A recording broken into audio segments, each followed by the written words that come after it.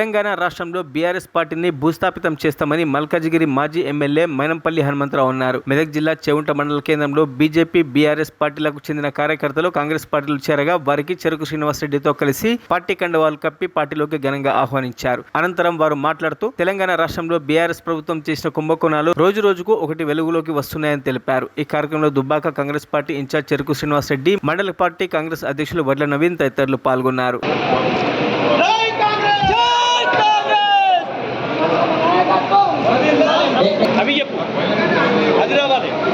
BJP BRS party నుంచి చేరేసిన ప్రతి ఒక్కరికి స్వాగతం.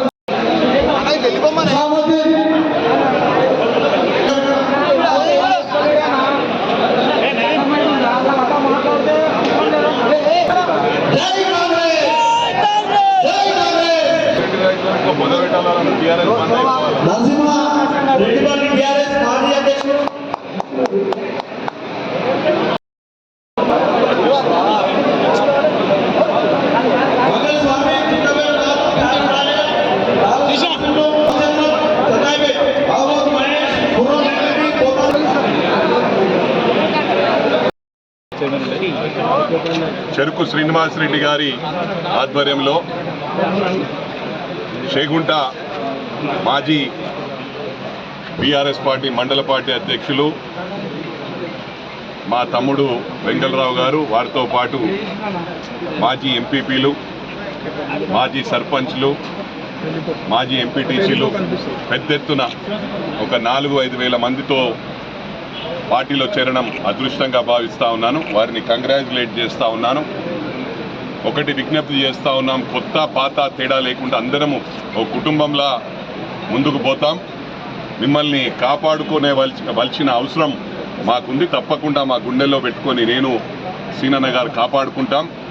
ఈరోజు ముఖ్యంగా గమనించవలసింది ఏంటంటే, గత 10 సంవత్సరాల నుంచి ఈ బీఆర్ఎస్ పార్టీ ఏ విధంగా అరాచకాలు చేసిందో మనం అందరం గమనించాం.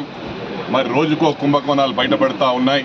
అన్ని ప్రభుత్వ భూములు కబ్జాలు, మరి అదేవిధంగా వక్ఫ్ బోర్డు భూములు కబ్జాలు, 55,000 ఎకరాల వక్ఫ్ బోర్డు భూమి సహా అయింది. అదే కాకుండా అసైన్మెంట్ భూములు అన్నిటికి కూడా పాస్బుక్లు కూడా బెనామీల పేర్ల మీద ఇప్పించడం జరిగింది ఈ ప్రభుత్వం. ఇవన్నీ కూడా గమనిస్తూ ఉన్నాం. మా ముఖ్య ఉద్దేశం ఏంటంటే బీఆర్ఎస్ పార్టీ లేకుండా చేయడమే మా ముఖ్య ఉద్దేశం అని చెప్పి ఈ సందర్భంగా తెలియజేస్తా ఉన్నాం. కార్యకర్తలకు అండగా ఉంటాం, మిమ్మల్ని గుండెల్లో పెట్టుకొని చూసుకుంటాం. కొత్త పాత తేడా లేకుండా అందరం కలుపుకొని ఓ కుటుంబంలా ముందుకు పోవాలని చెప్పి అందరికి విజ్ఞప్తి చేస్తూ ఉన్నాను.